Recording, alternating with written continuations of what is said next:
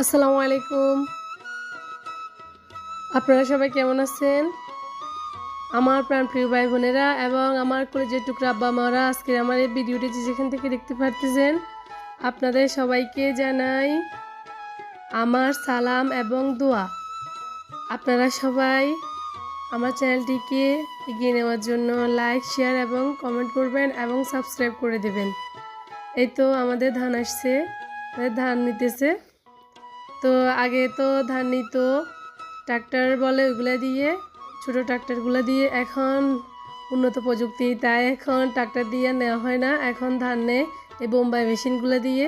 এই মেশিনগুলো দিয়ে প্রতি 1 ঘন্টায় 1 কানি থেকে 1.5 কানি জমিনের ধান নেওয়া যায়। দেখুন কি সুন্দর করে একদিক দিয়ে ধান দিতেছে। যিনি ধান দিতেছেন ওনার মেশিন এটা, উনি ধান দিচ্ছেন। আর আমাদের এখানে যে কাজ করার জন্য যে লোকগুলোকে নিছে ওনারা ধান লোকটাকে দিচ্ছেন, উনি মেশিনের ভিতরে দিতেছেন আর একদিক দিয়ে ধান সব